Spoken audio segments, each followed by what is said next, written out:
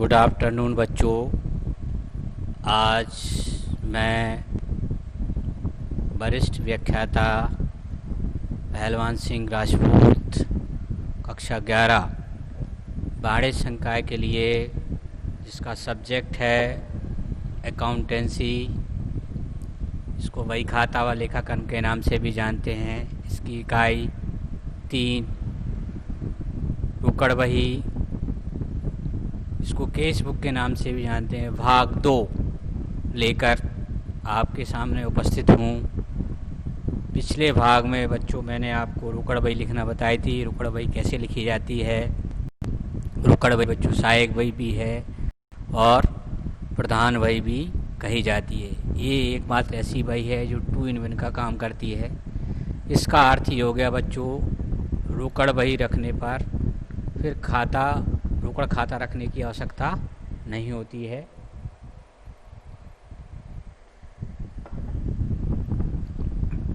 मैं आपकी किताब का आज सवाल क्रमांक 2 लेकर के हाजिर हूँ। मैसर्स गोविंद एंड सन्स के निम्नलिखित नगद व्यवहार आप इनसे साधारण रोकड़ बही में लिखिए और शेष निकालिए। बच्चों साधारण रोकड़ बही में आपको लिखना होते हैं और फिर इसका शेष आपको निकालना होता है। तो वही का वही तरीका पिछला, बट यहाँ बच्चों जब सामान्यतः व्यापार नया होता है तो रोकड़ बही का कोई शेष नहीं होता है, लेकिन जैसे ही व्यापार पुराना हो जाता है तो रोकड़ बही का प्रारंभिक शेष होता है और ये हमेशा डेबिट होता है। तो इस हिसाब से इस सवाल में मार्च 1 को रोकड़ शेष 1250 रुपये है। इसको हमें डेबिट साइड में लिखना है, शेष नीला करके। पिछले सवाल में व्यापार आरंभ हुआ था, इसलिए वहाँ रोकड़ शेष नहीं था। तो पिछले सवाल और इस सवाल में बच्चों यही अंतर है कि इसमें रोकड़ शेष है और उसमें रोकड़ शेष नहीं था। अर्थात ये व्यापार आपका पुराना व्यापार हो गया। जब 1-2 दिन हो जाते हैं तो बच्चों रोकड़ बही का शेष हमारे सामने होता है, जो हमें सबसे पहले लिखना होता है। जब भी हम रोकड़ बही तैयार करेंगे तो रोकड़ बही की शुरुआत पिछले शेष से होती है कि पिछली तारीख में हमारा शेष क्या था।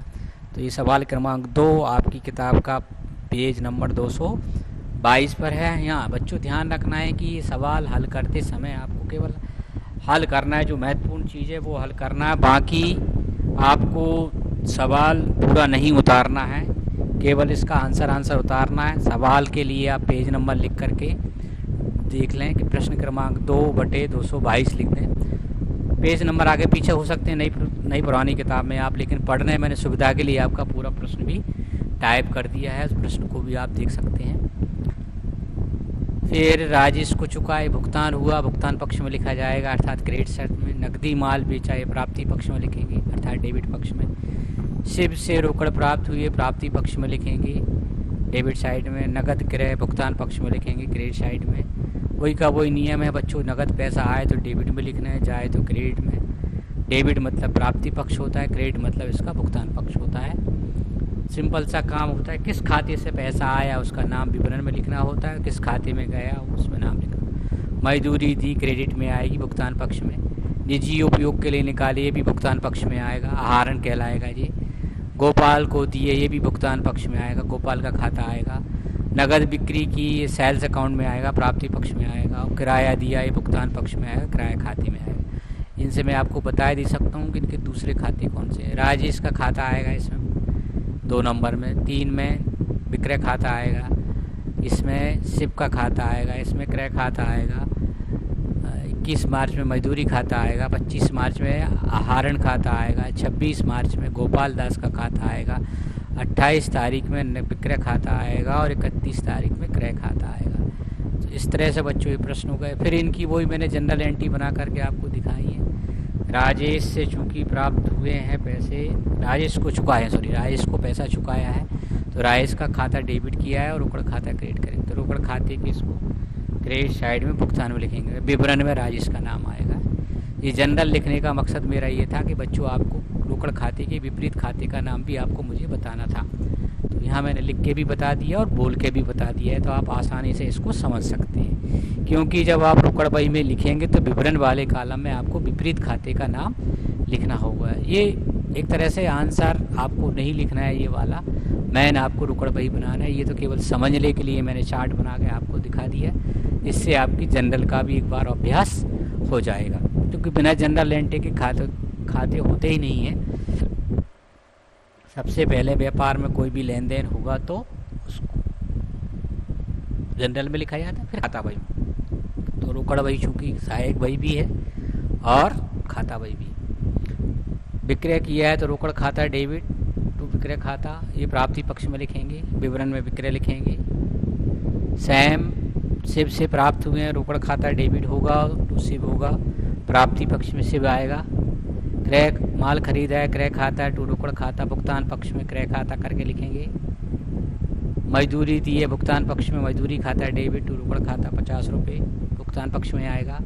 आहरण भी भुगतान हुआ, व्यापार ने व्यापारी को पैसा दिया, यहाँ आहरण खाता आएगा और रोकड़ खाता भुगतान पक्ष में आहरण खाता। गोपाल दास को दिए तो गोपाल दास का खाता डेबिट होगा और रोकड़ खाता क्रेडिट होगा, क्रेडिट पक्ष में आएगा, भुगतान पक्ष में आएगा। और विक्रय किया है तो पुनः रोकड़ खाता डेबिट होगा टू विक्रय खाता, विवरण में विक्रय खाता लिखेंगे। किराया दिया है तो किराया खाता डेबिट होगा और रोकड़ खाते के क्रेडिट होंगे। तो ये सब करने का मेरा मकसद ये था कि आपको विवरण वाले कॉलम में कौन से खाते में, विवरण वाले कॉलम में बच्चों हमेशा विपरीत खाते का नाम होता है, क्योंकि ये खतौनी का नियम होता है। जिस खाते में हम खतौनी कर रहे होते हैं उसमें उस खाते का नाम कभी भी नहीं लिखा जाता है। तो ये मैंने यहाँ से ये जो किए हैं ये सिर्फ आपको समझाने के लिए मैं बोल भी रहा हूँ और आपको लिखा हुआ भी दिखा रहा हूँ, ताकि आप लिखा हुआ भी देख सकें, ताकि आपको रोकड़ बही बनाने में बड़ी सुविधा रहे। तो ये आपको उतारना नहीं है, यहाँ तक का काम नहीं। आपको जो परीक्षा में हल करना होता है बच्चों, वो ये काम करना होता है। यहाँ से यहाँ देखिए आप, यहाँ से ये काम करना होता है। तो प्रारूप वैसे का वैसा है जो पिछले सवाल में आपने देखा था। इसमें 5 कॉलम डेबिट में होते हैं और 5 कॉलम क्रेडिट में होते हैं। डेबिट पक्ष को प्राप्ति पक्ष भी बोलते हैं, क्रेडिट पक्ष को भुगतान पक्ष भी बोलते हैं, क्योंकि ये बही भी है और खाते। इसको कैश अकाउंट भी लिखा जा सकता है। सिंपल केस बुक को कैश अकाउंट लिखेंगे तो भी चलेगा, क्योंकि बही और रोकड़ बही और रोकड़ खाता एक ही चीज़ होती है। दिनांक, particular date, particular voucher number, LF amount, date, particular voucher number, LF। Date में वही सौदे की तारीख लिखनी है जो प्रश्न में दी है, आपको याद करने की आवश्यकता नहीं होती है, और लिखने का तरीका समझ लें, जैसे जनरल में लिखते थे वैसे ही लिखना है। वाउचर नंबर में आपको किस वाउचर नंबर से आपने इसमें एंट्री की है वो लिखना होता है। वो व्यवहारिक काम होता है।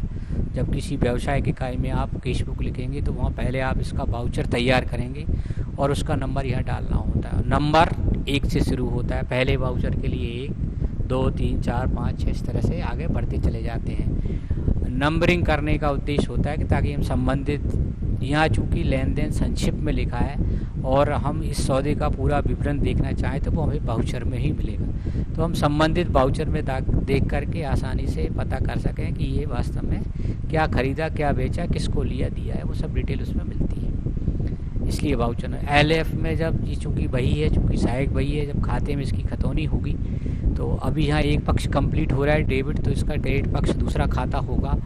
तो वहाँ इसकी हम जब खतौनी कर देते हैं तो खाते के किस पेज नंबर पर ये खतौनी की है उसका पेज नंबर यहाँ डाला जाता है LF वाले कॉलम में। तो यहाँ बच्चों सेल्स की खतौनी में सेल्स अकाउंट में करूँगा तो सेल्स अकाउंट खाता बही में किस पेज पर है वो डालूँगा। शिप की खतौनी में शिप के खाते में करूँगा तो यहाँ शिप का खाता लिखूँगा कि शिप के खाते में ये किस पेज नंबर पर है। तो फिर सेल्स अकाउंट सेल्स में चला जाएगा, वहाँ पेज नंबर डालूँगा। राइस का खाता किस पेज, उसका पेज नंबर डालूँगा। परचेज किस पेज नंबर वहाँ डालूँगा। वेजेस किस पेज नंबर पर है। ड्राइंग किस पेज नंबर पर है वो लिखूँगा। और गोपाल दास का खाता किस पेज नंबर पर है उसका पेज नंबर डाल। ऐसे पेज नंबर ये हर व्यक्ति हर वस्तु का सबका अलग अलग खाता होता है, जो अगले चरण में आता है, जिसको हम खतौनी के नाम से जानते हैं। खाता बही अर्थात वर्गीकरण का काम। दोहरा लेखा प्रणाली में लेखांकन के 3 चरण होते हैं, प्रारंभिक लेखा, वर्गीकरण और सारांश। अभी हम प्रारंभिक चरण वाला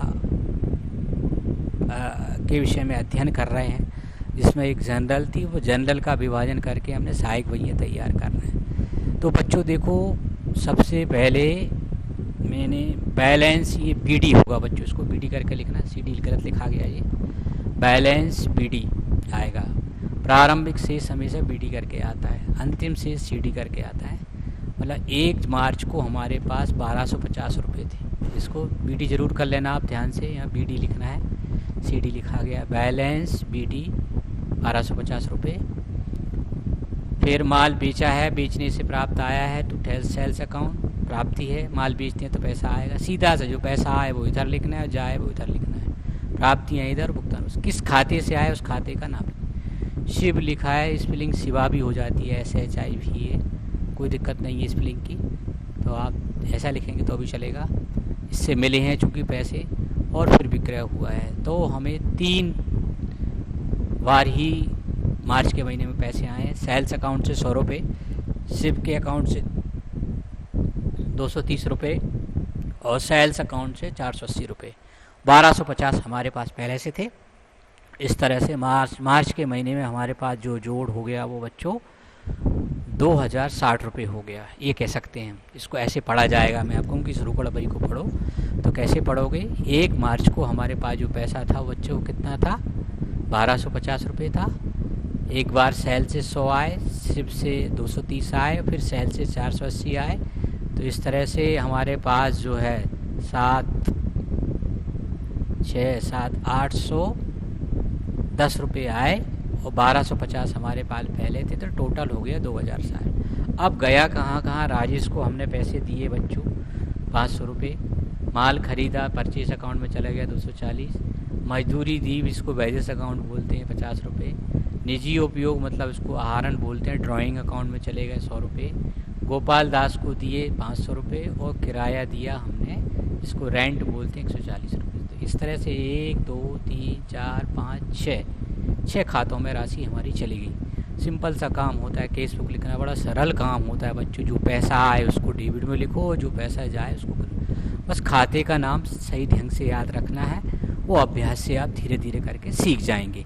जो जनरल में मैंने वो बात दोहराई थी वो फिर यहाँ उपयोगी हो गई, इसलिए मैंने इस बही का जनरल बना के भी आपको मैंने बता दिया है, ताकि आपका अभ्यास भी हो जाए और सीखने में आपको सुविधा रहे। तो आप यहाँ जब देख रहे होंगे इसकी जनरल एंट्री मैंने रोकड़ खाता डेबिट किया है और विक्रय खाता क्रेडिट, विक्रय को सेल्स बोलते हैं। इसमें मैंने शिव का खाता डेबिट किया है, रोकड़ खाता डेबिट किया है, शिव का खाता क्रेडिट किया है। 70 के सेल के लिए इसकी ऐसी की है। तो यहाँ देखो इन तीनों में रोकड़ खाता डेबिट है और ये तीनों खाते क्रेडिट है, इसलिए हम इस बही में लिख रहे हैं तो इस खाते के डेबिट में। इसी को बच्चों डेबिट क्रेडिट करना बोलते थे। अब शायद थोड़ा सा स्पष्ट हो जाएगा कि कोई भी लेन देन हुआ तो हम इसको डेबिट करेंगे और क्रेडिट करेंगे। डेबिट करेंगे मतलब डेबिट पक्ष में लिखेंगे, ये मतलब होता है। क्रेडिट करेंगे मतलब उसको संबंधित खाते के क्रेडिट पक्ष में लिखेंगे, ये अर्थ है बच्चों। शुरू में तो आपको बोला जाता है कि डेबिट करो और क्रेडिट करो, डेबिट क्रेडिट करो, क्या है शुरू में शायद इतना अच्छा स्पष्ट नहीं हो पाता, लेकिन अब आप खाता आपके सामने दिखाई दे रहा है तो आप बिल्कुल स्पष्ट देख रहे हैं कि जो राशि आए, रोकड़ आए, उसको डेबिट करो, जो रोकड़ जाए उसको क्रेडिट करो। क्योंकि रोकड़ खाता वस्तुगत खाता है, वास्तविक खाता है। आने वाली वस्तु को हम डेबिट करते हैं और जाने वाली वस्तु को क्रेडिट करते हैं। प्राप्ति में हमेशा रोकड़ आती है और भुगतान में हमेशा रोकड़ जाती है। बस किस खाते से आई वो विवरण वाले कॉलम में लिखना है। कभी भी किसी खाते में विवरण वाले कॉलम में उस खाते का नाम नहीं आता है, ये ध्यान रखना है हमेशा, चाहे कोई भी खाता हो। तो इस तरह से बच्चों ये प्राप्तियां हो गई और ये भुगतान हो गए। ये 1 महीने का हो गया। वैसे बच्चों मैंने पहले भी बताया था रोकड़ बही हमेशा दैनिक लिखी जाती है, दैनिक जोड़ लगता है और दैनिक शेष लिखता है, लेकिन अभ्यास के बतौर आपको 1 महीने की रोकड़ बही लिखने को दी जाती है। तो इस तरह से ये रोकड़ बही में पूरी एंट्री हुई। डेबिट को मैंने डेबिट में कर दिया, क्रेडिट को क्रेडिट में कर दिया, अर्थात डेबिट साइड समझ प्राप्तियाँ है और भुगतान साइड सारे क्रेडिट साइड मैंने भुगतानों को लिखा है। अब बच्चों फिर शेष निकालना है। अब शेष निकालने की प्रक्रिया देखो मैंने कैसे की है। डेबिट साइड का कुल जोड़ लगाया, इसमें प्रारंभिक शेष को भी शामिल करना है, ये ध्यान रखना है। तो 1250, 100, 230, 480 मिला करके 2060 होते हैं। क्रेडिट साइड का मैंने जोड़ लगाया 500, 240, 50, 100, 500, 140 बराबर 1530 रुपये हो जाते हैं। रोकड़ बही का बच्चों हमेशा डेबिट साइड का योग अधिक होगा और क्रेडिट साइड का योग कम होगा, ये ध्यान रखना है। ये क्योंकि जितनी ही हमें प्राप्तियाँ होती हैं उससे अधिक भुगतान कभी भी नहीं होती हैं। फिर अगला काम हमें क्या करना होता है, ये एक तरह का रफ काम होता है। पहले हम पक्का जोड़ नहीं लगाते, रफ ये काम करते हैं। ये रफ काम आपको दिखाई दे रहा हूँ। ये डेबिट साइड का आपका जोड़ 2060 हो रहा है और क्रेडिट साइड का जोड़ 1530 हो रहा है। ये शेष निकालने के पहले तक का, यहाँ का ये शेष निकालने के पहले तक की राशियाँ लिखती हैं। तो ये खातों का, सभी खातों का शेष ऐसे ही निकालते हैं। शेष निकालने की प्रक्रिया होती है। हाँ, प्रारंभ में जरूर, प्रारंभिक शेष को जरूर अपन जोड़ में शामिल कर लेते। तो मैंने डेबिट साइड में चारों राशियों को जोड़ा तो कितना आ गया, 2060 आ गया। क्रेडिट साइड में 1 2 3 4 5 6 इन सबको मैंने जोड़ा तो कितना आ गया बच्चों, 1530 रुपये आ गया। जोड़े हैं अपन, जोड़ के भी देख लेते हैं। 8 और 3 11 और 5 16 की 6 हासिल 1 3 4 2 6 4 10 की 0 और 1 2। अब इधर का जोड़ लगाते हैं बच्चों, 0 की 0 0 4 5 9 और 4 13 की 0 हासिल 1 2 5 7 8 और 10 और 5 15। ठीक है, बिल्कुल एक बार चेक कर लेते हैं कहीं कोई त्रुटि तो नहीं हो रही है। त्रुटि भी है क्योंकि शेष ही वास्तविक इसका आंसर होता है। तो अब हम ज़्यादा वाले में से कम वाले को घटा देते हैं। तो इधर जोड़ जो है 2060 है, इसमें से 1530 हमने घटाए तो 530 रुपये। ये बच्चों हमें कहाँ लिखना है, ये यहाँ जिस साइड अंतर कम है वहाँ ये 31 मार्च को लिखना है। इसकी तारीख और लिख लेना। 2 त्रुटियाँ इसमें हो गई हैं, एक इसको बीडी करके लिखना है। प्रारंभिक शेष बीडी के रूप में होता है और अंतिम शेष सीडी को, इसको सीडी करके, ये कैरी डाउन होता है और ये बैक डाउन होता है। ये आपका जो है 29 फरवरी का शेष हुआ। 29 फरवरी को हमारे पास जो रोकड़ बची होगी वो 1250 होती है। रोकड़ बही की शुरुआत प्रारंभिक शेष से होती है। प्रारंभिक शेष प्रश्न में नहीं होता है तो नहीं लिखती, कई बार होता है कई बार नहीं होता है। तो जो 1 मार्च को शेष है वो कब रहा होगा, वो 29 मार्च, क्योंकि 16 है तो 2016 29 का रहा होगा। तो 29 फरवरी को जो रोकड़ बही का शेष निकला होगा वो 1250 रुपये निकला होगा, वो यहाँ लिखा गया होगा। इससे शुरुआत करते हैं। तो इसको बीडी करके लिखना है, बैक डाउन, और इसको सीडी कैरी डाउन करेंगे। तो ये 2060 में से 1530 घटाएंगे तो 530 रुपये आ जाएंगे और फिर पक्का जोड़ कर देते हैं। दोनों पक्षों का योग अब बराबर हो गया। इसको शेष निकालना बोलते हैं। यहाँ बच्चों तारीख भी डाल लेना। खातों का शेष हमेशा आखिरी दिन निकाला जाता है, तो मार्च 31 लिखा जाएगा। तो इस तरह से ये रोकड़ बही आपकी तैयार हो गई। रोकड़ बही का शेष निकल गया, ये रोकड़ बही कहलाती है। अब ये साधारण रोकड़ बही के 2 सवाल हो गए। बाकी सवाल आप खुद अभ्यास करें तो आया। बस खातों के नाम पहचानना सीख लें, बाकी ये तो समझ में आ जाता है कि पैसा आया कि गया। एक ध्यान और रखना है बच्चों, रोकड़ बही में सिर्फ नगद लेन देन लिखे जाते हैं,